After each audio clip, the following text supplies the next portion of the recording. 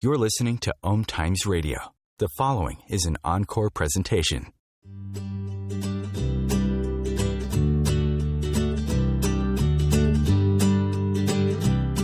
Welcome to Joy of Business with host Simone Milasas, a dynamic business leader with a difference. Simone has founded and operated many businesses from a young age and has always done business differently. Today, Simone is the worldwide coordinator of Access Consciousness and travels the world presenting Joy of Business programs using access tools and empowering people to know that they can create business in a different way and make money doing it. Simone Milasas, weekly on OMTimes Radio. Hi everybody, this is Simone Milasas. Welcome to the Joy of Business on OMTimes Radio. It's great to be here with you. We've got a pre-record today with two of my very favourite people, especially in business, is Steve and Chutisa Bowman. They actually live in Melbourne, Australia, but you're in Thailand at the moment, aren't you guys? Yeah, we're up in Chiang Mai working with some of the Northern Hill tribes up here with some of the businesses we've got. As you do. So it's great to have you guys on here. One of the subjects that Joy of Business radio show is what we like to do here is I see so many people in the world who function from the joy of business and function from this place of absolute ease, fun. It's incredibly creative, and that's the way I've always seen business should be. So the idea here is to invite people on and for them to give you some handy hints too on how they see business, and hopefully you can walk away with some, pragmatic tools that you can, put into your business. So, like I said, Steve and Chutisa Bowman, they're actually very good friends of ours, and Brendan, my partner, and I, we quite often meet up with them all over the world, and we call it Financial 101. We go and have a nice dinner, some nice wine, nice champagne, and get down and dirty and start talking about finance and business. Like Steve Bowman is the man who taught me to read a constitution of a company and actually enjoy it. So, thank you. You do have your talent, Steve, and Chutisa. So we've had Chutisa on an earlier show here too. So thank you for joining us.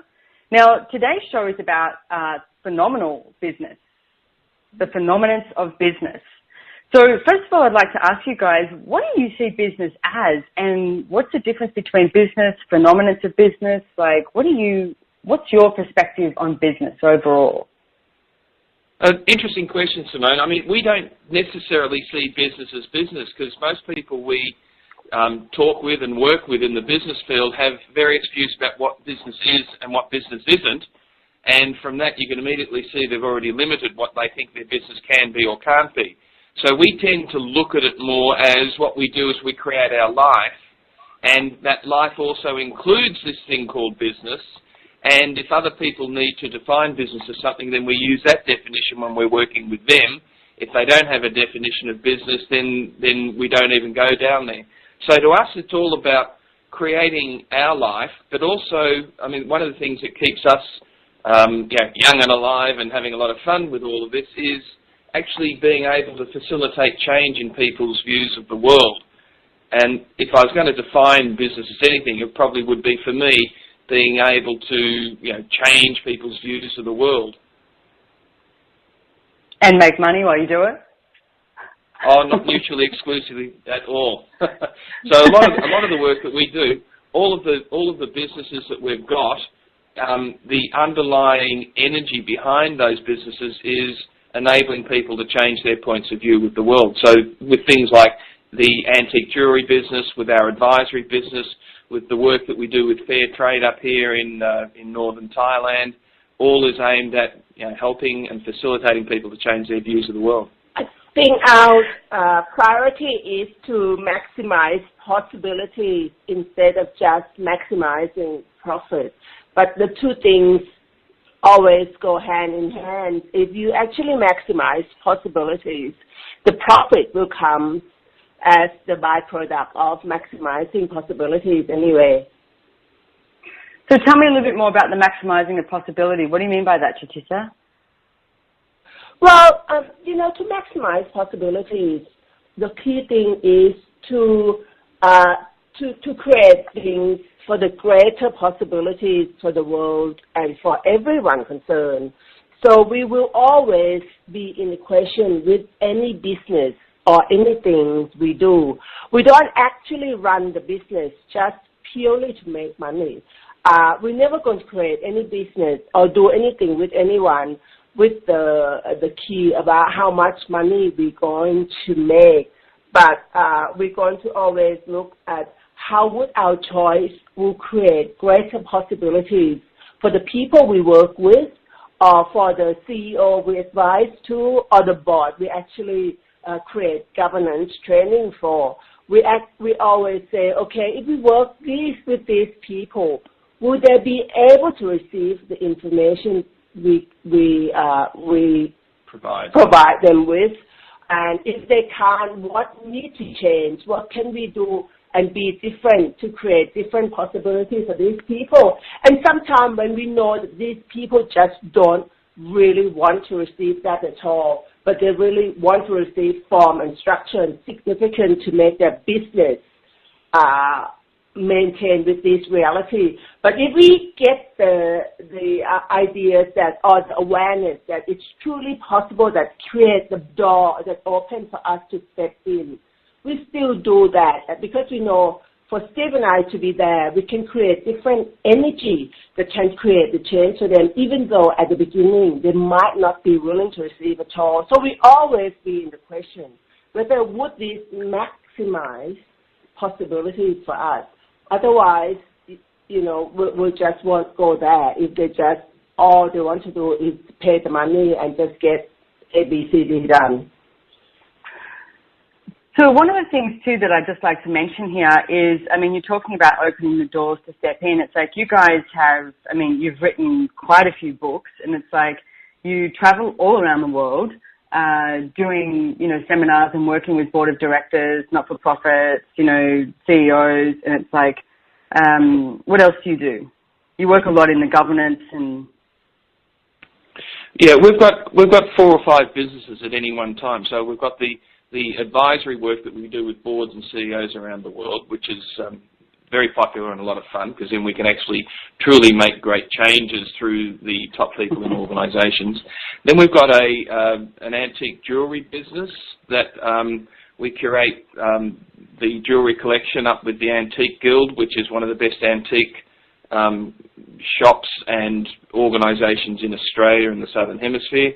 And we also have some online products that we provide, so there's another business involved in there. We've come up with a whole lot of online training programs which are doing exceptionally well. We've got, we've got about 440 students in the first 2 days of the first one that we released. So there's some pretty cool stuff happening there. We've also got another business called the Lux Project, and that is where Chutisa and her daughter Sheridan work together with the hill tribes up here in northern Thailand to develop up really amazing fashion accessories, bags, and a range of other things, working with the hill tribes using the fabrics that would otherwise disappear off the face of the earth, because no one else is really looking to see how they can use them in a sustainable way. And create greater possibilities for the hill tribes people as well, just create different future for them. Because hill tribes, as most of you know, that they don't actually belong to anyone, and they don't have they're not a citizen of anyone. So basically they have a very small world and small reality. And for us to be able to go and work with them and give them more money to actually send their children to school, or even if we can sponsor some kids to go to school. So let's, for example, if there are hill tribes in northern Thailand, and if they get to go and have education and go to school in Chiang Mai, they'll be able to even apply to be a citizen of Thailand. Therefore, sooner or later, they have a better future than become, a nomad with stateless. So that's the kind of thing why what we're doing. That's amazing, and that's like creating the different possibilities. That's maximizing the possibilities. I had no idea that they were not actually citizens of Thailand. I went to hill tribes years ago, and I thought that they were. So they're not citizens of anything. That's a sad part. Even a lot of young kids nowadays that you see them, around. Like even there's a lot of orphanages in up north here, and we sort of look around here at the moment. A lot of those kids have no status or no state, no country, no nothing. So we're looking at different type of way that we can allow them, and the only way they can even apply to get the citizenship of any country, they have to have like education and all these sort of things. So if we can give these people more education, to finish school or ability to go to university and create the greater future for them, then they're actually a citizen of Thailand or whatever country they choose to apply for. And that feels so expansive. I mean, you can feel the energy by just talking about different lives of people at the same time, create greater possibilities for other people. So I love it. It's so wonderful. And I get to travel with my daughter. That's awesome. So Phenomenance of Business is also creating greater possibilities for other people.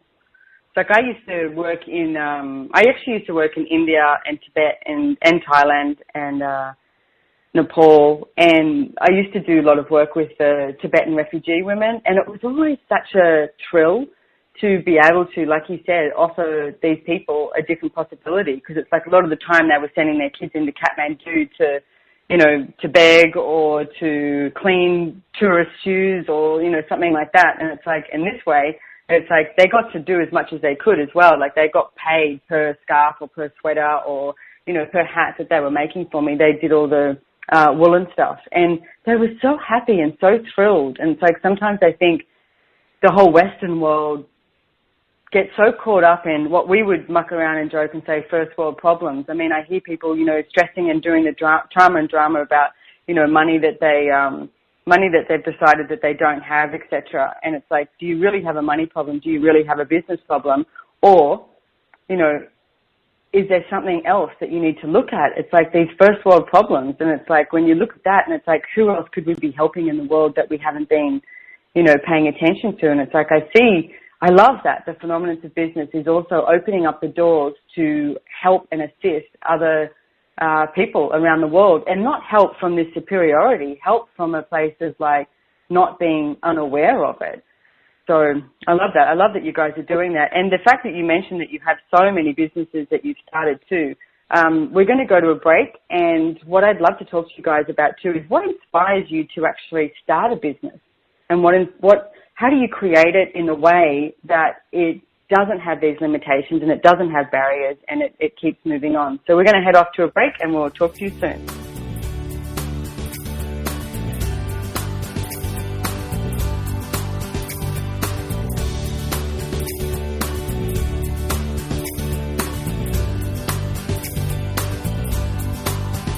Simone Milasas would like you to know that business can be fun, which is why she wrote the book, Joy of Business. What if you could have the joy of business rather than the stress and struggle? Most of the time, the only thing stopping you from a thriving business is you. In the Joy of Business book, Simone gives you access consciousness tools and pragmatic ways to get out of your own way and to create the business, life, and living you know is possible and beyond what this reality says is achievable. Business is joy. It's creation. It's generative. It can be the adventure of living. You can purchase your copy of the book through Amazon or Joy of Business website, www.accessjoyofbusiness.com. Host your show on OMFM, the radio network of OMTimes Media, one of the more recognized brand names in the conscious community, and is backed by the extensive marketing reach of OMTimes. Hosting a show on OMFM immediately connects you with our extensive dedicated community. Circle of Hearts Radio is a sanctuary on the airwaves. Join me, Grandmother Elia, in the circle on Sunday 2 p.m. Eastern as I share information to both enlighten and nourish your soul.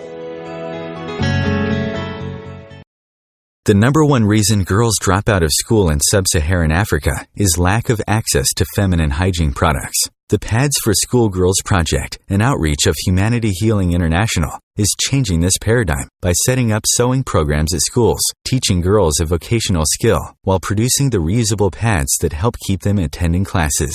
The girls pay it forward by making and giving pad kits to other girls in need. To learn more, visit humanityhealing.org. Humanity Healing is where your heart is. OMTimes magazine is one of the leading online content providers of positivity, wellness, and personal empowerment. A philanthropic organization, their net proceeds are funneled to support worldwide charity initiatives via Humanity Healing International. Through their commitment to creating community and providing conscious content, they aspire to uplift humanity on a global scale. OMTimes, co-creating a more conscious lifestyle. The cutting edge of conscious radio. OMTimes Radio. IOM FM.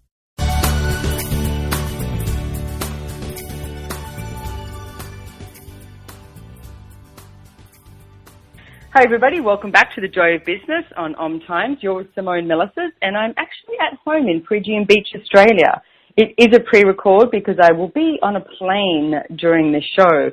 I am joined again by Steve and Chutisa Bowman. They live in Melbourne, Australia, but they're in Thailand, as we've discovered in the first segment.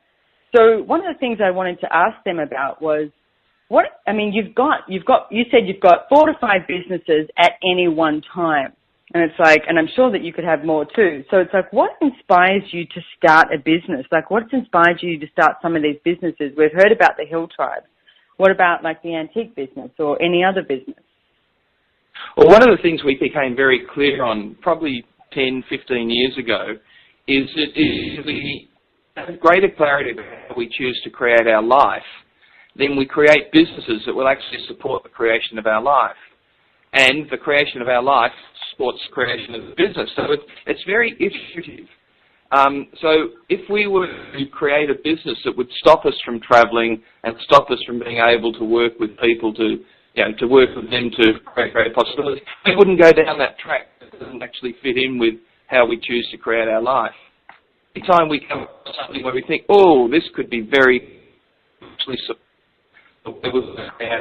this supports how we are choosing to live in this reality, then we'll actually create a business from it. So that has led to things like a very simple conversation that Chutisa and I had many, many years ago, which was, how can we make money while we're on a plane? And that then led to things like online training courses. It led to the creation of the books that we've got quite a number of. It also led to things such as share trading and a range of other businesses that we've got, as well as the ones where we can actually create business where we're face-to-face in front of people as well. But we're always looking for ways that would allow us to both create the life that we choose and also create the business we choose, and realise that they're inextricably wound with each other. You know, that one key question that Gary often recommended that for us to ask is what else can we add to our business, but what else can we add to our life? We ask that all the time. I think he suggested that to everyone, but when we ask the question and whatever comes along, we actually take action and physical actualize all those awareness. And a lot of people get awareness of what else they can add to their life, but they don't actually do anything about it. So the recommendation from us is, when you ask those questions, what else can I add to my life? What else can I add to my business? And you get the awareness, then you take action, and it will grow and expand into more than you could ever totally imagine. agree with the take action. It's like, what's the next action step? Because, I mean, one of the things that Gary also mentioned, which I love, Gary Douglas, the founder of Access Consciousness, he was talking about, if you want to create your business, you've actually got to do something as well. And it's like, he said, if you want to be a prostitute, and he said, you can't just sit at home all day. He said, you either have to put a red light outside or you have to go stand on the corner with a short skirt on. It's like, what action are you taking to let people know that you actually have a business and you're up and running, you're willing to actually to run your business? One of the things that you mentioned, Steve, was, how can you make money even while you're on a plane? And it's interesting because I hear so many people talk about like passive income and that they'd love to create a passive income. And to me, it's like, that's probably one of the greatest lies. And it's like, because people look at passive income as like, oh, I don't have to do anything. And it's like, no, it's actually where you have to create something that creates for the future. So can you guys talk a little bit more about how you see business creating? Because I see people who create for now, and they don't look at creating for next month, next year, 5 years, 10 years, 50 years. And it's like, how do you guys go about that, like making sure that you're creating a sustainable future now? Well, one of the things that we always realise is that no one business that we've got is the answer. So we're always willing to mix and change and do what's required with that particular business, and also stop it if it needs to be stopped. So one of the things we're always looking at is what else can we add to our life, what else can we add to our business. And that adding is an active verb. It's not just, how can I sit back, say a few ohms, do a little bit of meditation and hope the money comes. So one of the things we love is actually creating. One of the things we really don't like is being bored. So if ever we start to find that we're bored with something, we'll either change it or we'll change it. And so things like passive income, for example, really don't make much sense to us, because most people think passive income, you sit back and just watch all the money roll in. Well, exactly. Okay, yeah. You can watch the money roll in, but why wouldn't you have fun actually doing some stuff as well too that will create even more money? So when you say bored, Steve, I think what you mean, or for me anyway, I'm speaking for myself, is when the energy stuck. When the energy is stuck and we trying to push it, that's the sense of bored. Because if we function from following the energy, and when the energy is stuck, you can leave it aside, but not just shelving it totally, but put it aside and look at. So where do we need to put the energy today? Where do we need to put the energy in this moment, and just do that? But since we have 5 or 6 businesses anyway, it's so easy for us to, move from one business to the next. Because sometimes the energy is stuck. It's just that it needs something to change before the energy to move again.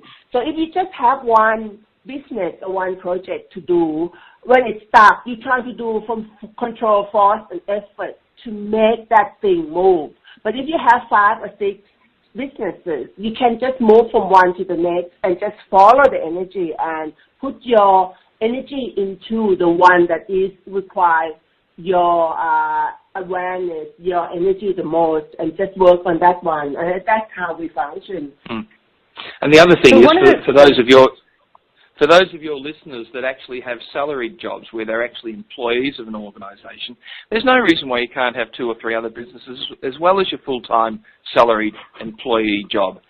Most people think that because they're employed by an organisation or they're employed by someone else, that's it. Well, what if it wasn't it? What if that was only part of what it was that you were doing? There's no reason you can't work full-time, but work full-time in a very different way so that you've got other businesses as well. It's so funny. I'm listening to you. Started off saying that you have 4 to 5 businesses at any time, and then Chutisa grew it to 5 or 6 businesses, and now you're saying about working full-time and then having, 2 or 3 businesses on the side as well. And it's like, I can perceive the energy of people listening going, that's not possible, that's incredible, how would you do that? Those people can do it, but I can't do it. And it's like, what tools would you say for people to start off because I find so many people actually have a resistance to business. And to me, business is the adventure of living. It's like, gosh, like you guys, it's like, I never make business the answer. It's like, you can change it at any time. And it's like, that's, to me, business is about choice. And it's like, so what tools or hints or can you give people about their resistance to business, or about you hear people go, oh my God, I'm going to have so much to do. Well, the first thing is to ask yourself, what would you like to create as your life and living? To become aware of the future that you would like to have. And most people are not even aware of they would like to have as their life and living. Therefore, they just live on automatic pilot, minute to minute, without knowing what they are creating. So keep asking, what would I like to create as my life? What would I like to create as my future? And then the awareness will come to you. And then just go forth. Take action. Do whatever. Well, as you said, you actually you have businesses that support the creation of your life. And I think that's one element that people tend to miss, is that business does support the creation of your life. And it's like, what would you like your life to look like? What would are you living the life you'd like to lead? Because this is it, guys. This is not a dry run. It's like, so, is this the life you'd like to lead? Yeah. Exactly. Sorry, Simone. Go ahead. No, go ahead. how our jewelry business actually started because, well, number one, I love jewelry. But number two is we travel the world and we want to travel the world all the time. And we choose to create that as our life and living. And sometimes we have spare days here and there. And Steve and I were saying, oh, well, we can create another workshop or we can actually go and try to have another meeting. And it just didn't feel expansive, and it didn't feel like, a greater possibility, not same, but different. So we were asking ourselves, so if we want to create our business as traveling and enjoying our life and being around the world, what else can we add to this traveling, this business, and this life? And we came to, what would it take for us to go to, different auction house, go to different markets, and see what we can create and generate from there. And I still remember, Simone, the genesis of this business, because Chutisa and I were having this conversation, and I had a point of view that why would one want to get into jewelry? They're just bits of rock that people have overvalued. And Chutisa sort of looked at me and said, well, what if we could make money out of that? And that kind of you went, oh. I then changed my point of view. I then changed my point of view to, okay, so these are actually beautiful pieces of Earth's mysteries that enable people to actually look at life differently. And we can make money out of it. As soon as I changed my point of view about what jewelry was, our business was created. I love it. And when Chutisa, the first thing she said was, I love jewelry. And it's like there was an energy to that you could see. It was actually that generative energy that creates a business. And then it's like you move on from there.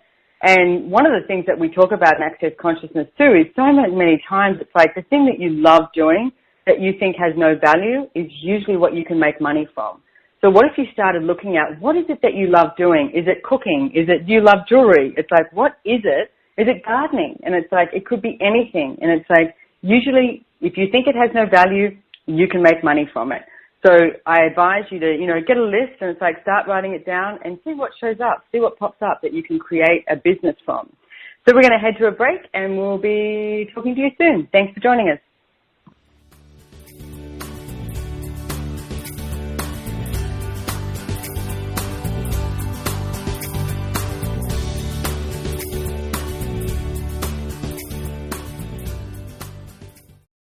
As difficult as it is to believe, there are places in Africa where human traffickers sell albino children and their body parts for use in magic rituals.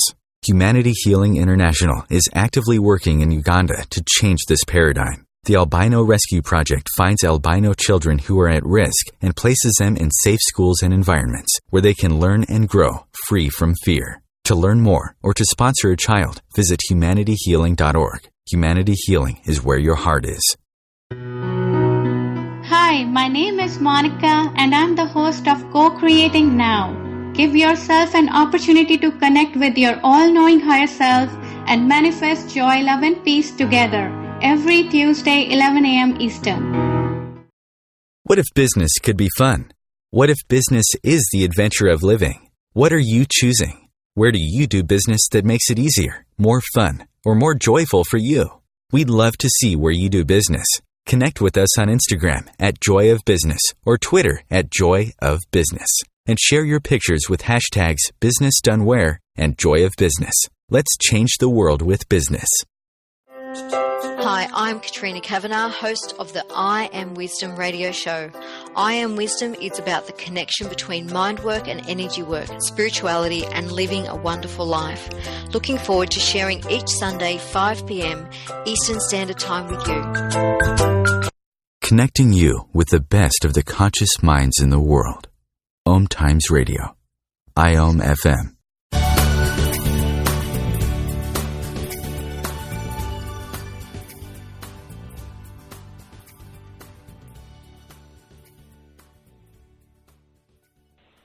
Hi everybody, welcome back to The Joy of Business, and this is an awesome show. We're here with Steve and Chutisa Bowman on the Phenomenance of Business, which really has no limitations and no boundaries. It's like we can go anywhere here. So one of the things that I wanted to actually ask you guys about was, this reality, you mentioned it in one of the first segments we had here. It's like how people sort of buy into this reality structure of business rather than I listen to you guys and it's like I'm surrounded by a lot of people myself with access consciousness and the way I run business too. It's done from a very different way. It's done, well, the show's called Joy of Business, and it's done from a lot more choice and a lot more systems rather than structures too. But this reality exists. So one of the things I wanted to ask you about is how do you go about like knowing how to sort of use this reality to your advantage, let's say? Well, that's a great question again, because a lot of people actually refuse to understand how this reality works. And what's even worse is sometimes buy it as actually real. So, there's a reality that abounds around business. So there's certain compliance issues, there's certain legal issues. And one of the things is, first of all, understand what those issues are. You don't have to buy them as real, but if you know that they exist, then you can actually make them work for you. Now, how do you make them work for you? You work with people that know this even better than you. So we have, for example, a couple of bookkeepers, we've got a tax accountant, we've got a legal person if we need the legal person, and they're the ones who actually are immersed in this reality, but we make this reality work for us by asking them questions, often that no one else has ever asked them. And we're then able to actually take the form and structure of this reality, whether it be corporate structures, whether it be tax structures, whether it be the way we set up our payment systems, whatever it might be, taking this reality and making it work for us. And I suppose the biggest tool that we've found is if we're willing to ask the questions and people are willing to let us know ways of doing things.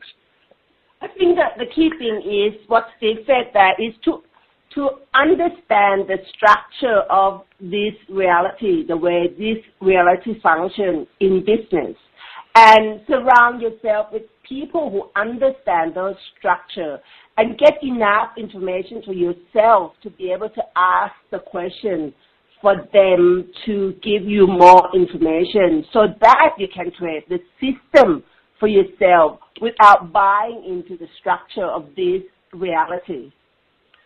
So what have you found, Simone? Well, I totally agree. It's interesting because as you guys know, it's like we flew to Melbourne last week to change our accountants, and we actually have, started with your accountant because after all of our Financial 101 conversations, we were so inspired. And also because we kept asking questions. And it's like, we had a great, dinner in India recently where we asked you a bunch of questions, and the information you gave us more clarity and the way to ask more questions. There's always something else that's possible. That's what I found. And as I was saying, our current accountant that we had, it wasn't that she was withholding information. She just didn't have it. And it's like my dad was my first accountant ever. And it's like he died about 3.5 years ago. He was awesome, man. Totally had my back. But I would always value the place where he got to when he said to me, Simone, you've become too big now. You need to get another accountant. You need to move on. And you've got to recognize when that actually occurs. We were so tired, and we went to Melbourne and we went to this office, and, Brendan and I were like, how are we going to stay awake? And within 5 minutes, we were like so excited and so enthused. It's like every molecule in our body was, jumping around. And we actually got the whiteboard out and we drew all these little graphs. And what I look at it is the one thing that it was interesting, we had a meeting with our accountant before we went to India, and we literally found ourselves going, oh gosh, we're earning too much money. We're going to pay so much tax. And for 10 seconds we sat in that and we went, okay, we have to change our point of view because we'd like to earn more money. We'd like our businesses to expand. And it's like I've spent a lot of time investing in, say, Joy Business. The book is translated into 7 different languages. It costs a small fortune to do that. But now it's actually making quite a great profit. So it's like, okay, so how do we deal with that? And in Australia, it's so interesting the way people try and make it like that you're not making as much money. So it's like, how do we get around that? I call it creative accounting. And it's like, another company and another trust that we're opening so that we can play with where all the money goes makes it so much more exciting and actually invites you to create more. So it's like the one thing I see is people start limiting themselves by, by things that this reality says that they have to do. So it's like instead of actually getting creative. I read this, I took this picture actually in the office of the accountants and I thought it was brilliant. I'm going to see if I can find it so I can read it to you all. Give me one sec. Here it is.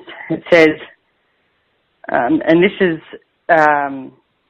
is from Kerry Packer, who is, who's everything. He owns a hell of a lot, media and things like that in Australia and is an extremely wealthy man. He's got his foot in many, many different pies. And there's this quote in the office of the accountant that says, I pay what I'm required to pay, not a penny more, not a penny less. If anybody in this country doesn't minimise their tax, they want their heads read because as a government, I can tell you, you're not spending it that well, that we should be donating extra. I thought, to me, that was like, how can we get more creative? I thought it was brilliant. And I love that the accountant's office has that in their conference room. To me, that was fabulous. Yeah.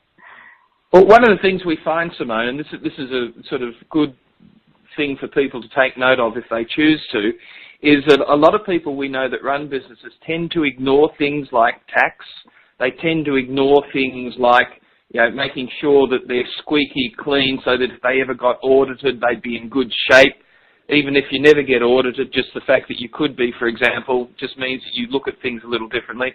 And too many people ignore all of that. What if we actually looked on that as strategic advantage? What if we actually started looking at how can we use the structures of this reality to make our business even more effective, more efficient, but just more of everything, and not buy any of it as a reality? Because then always you're looking at with the systems and the structures that the government or that the regulators have put in place, they'll tell you that you have to do this, but there's 1,000,001 different ways of doing it. So what if we actually looked at how we could do this that would create advantage?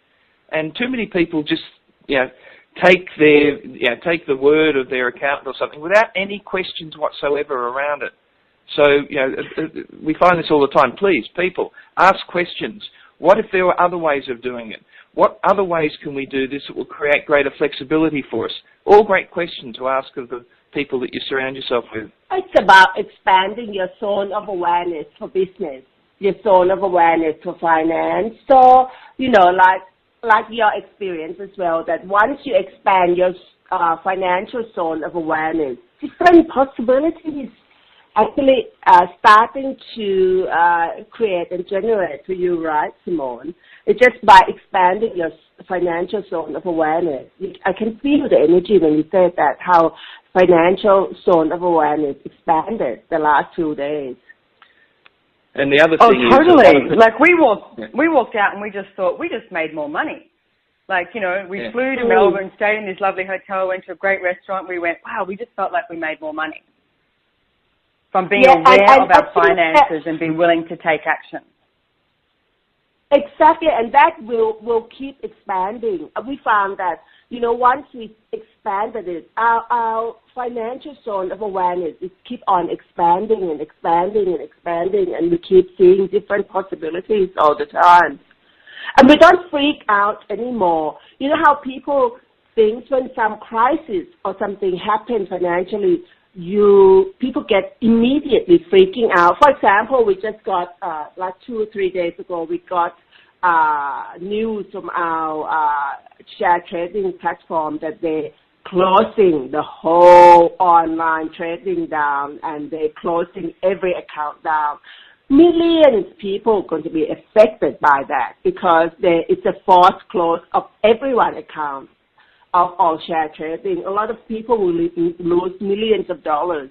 And I was looking at myself and I thought, oh wow, if this happened to me about 3 or 4 years ago, I would be going bonkers and not kidding and really freaking out. But I was so calm, and I was in the question that what's right about this I'm not getting. And I perceived the sense of expansiveness that by them force closing of our share trading platform, I'm actually going to be going out and create and generate even greater possibility again, all of the things that we have to now doing something different, but something even going to be more expansive. Can you perceive that, Simone, the energy of what Yeah, we're I think that's about? what people have. People think that's what you have to get too. It's like, because that's the phenomenon of business. And it's like, I see so many people, something occurs, nothing ever shows up the way you think it's going to show up, and especially in business. And it's like, and with money. And it's like, but you have to have that place where you keep moving. And like you mentioned about the zone of awareness, and it's like, what if you sat down every morning, you were like, okay, so where else would my business like to be? I mean, gosh, it's like we're in the digital age now. It's like you can be anywhere. You can be living in Timbuktu and doing great business in Norway. It's like, anything is possible. And that's the phenomenon of business, is that place of the willingness to see that anything is possible. And it's like, and I love that we've been talking about the don't ignore your finances, because to me that's one of my favorite topics. And it's like, and it is one of the most creative topics. And I know if you're listening to this and you think that I'm lying, and it's like, if you're looking to have a successful business, you will actually realize that it is one of the funnest topics. If you get really clear on your finances and you can get creative, we're not saying that it has to be done as this reality says. Like Steve said, it's like there's 101 different ways, if not more, to actually create a system for your business that's going to work for you and the business. And it's like the phenomenon of business is that place of always looking to create greater possibilities, invite a different possibilities, ask questions. Like Chutisa said, when that whole stock market shut down, she actually went into the question of what's right about this I'm not getting. She didn't go to the wrongness of it. She asked a question. So what's right about this I'm not getting? So if something doesn't show up in your business the way you think it's going to, or it should, or you've decided it should, concluded, which conclusions will always destroy your business, ask a question. What's right about this I'm not getting? Okay, we're off to a break.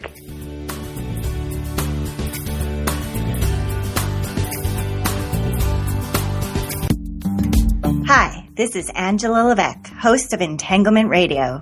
Join me Wednesdays at 12 p.m. Eastern for inspiring conversations with visionaries in spiritual science and conscious healing. Entanglement Radio, Wednesdays at 12 p.m. Eastern. Transcendent talk for the conscious mind. Are you trying to get from point A to point B and need a little advice? Connect with the counselors at OMTimes Advisors. Whether you're looking for a life coach or a spiritual intuitive, the advisors participating at advisors.omtimes.com were carefully chosen based on their gifts, skills, and professionalism.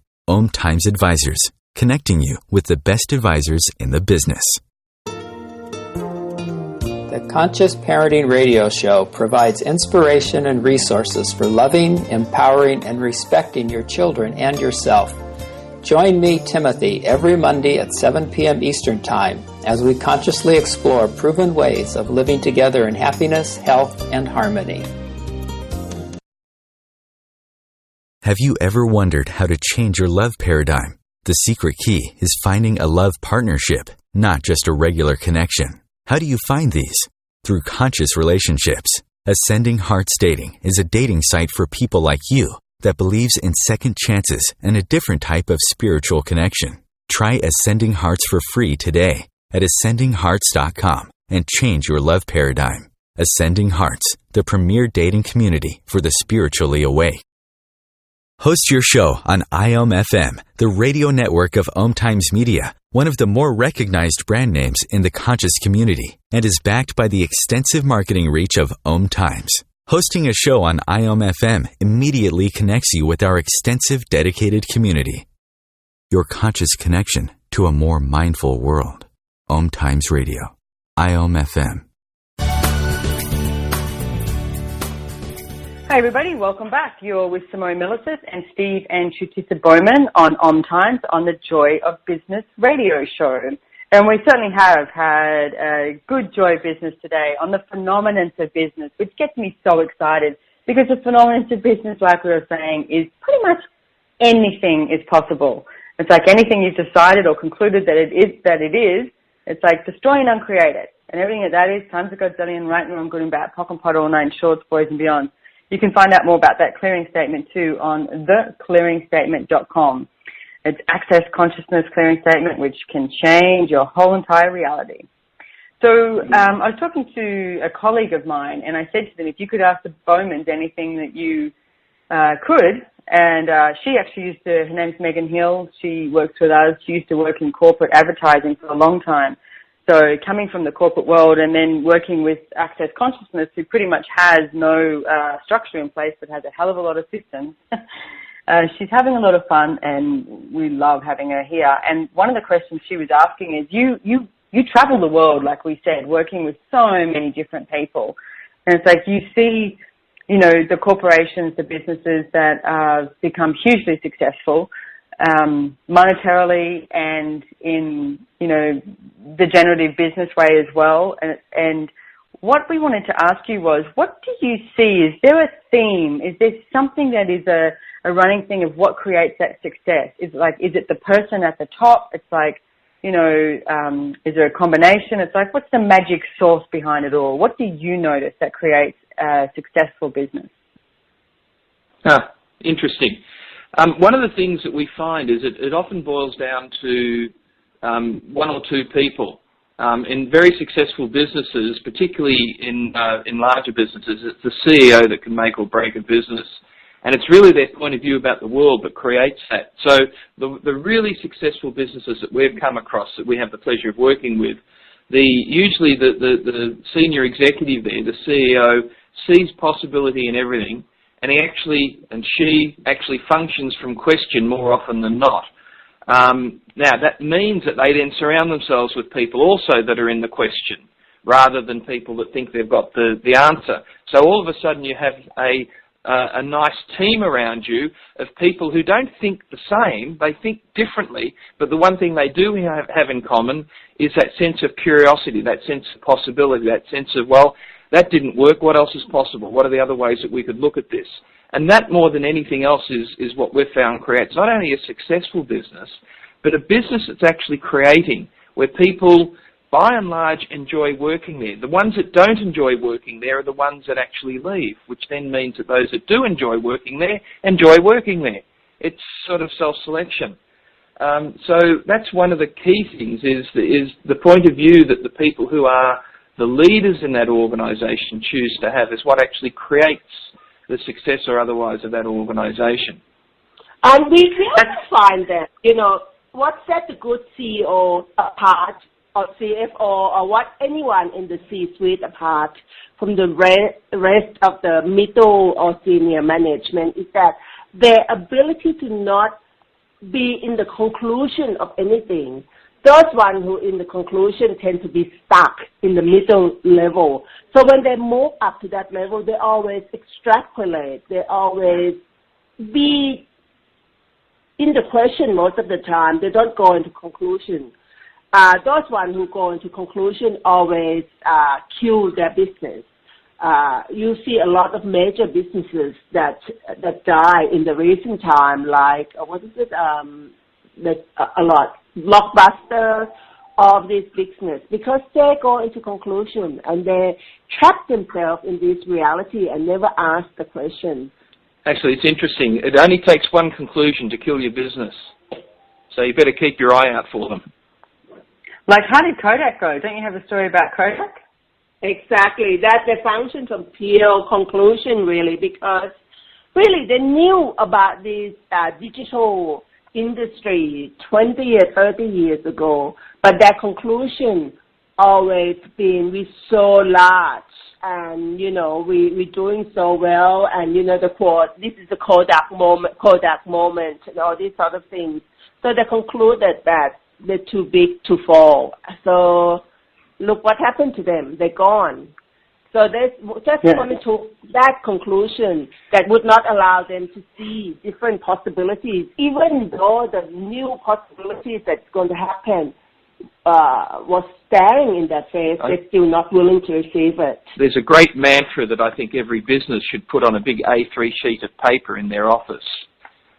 Once you think you're right, you're screwed.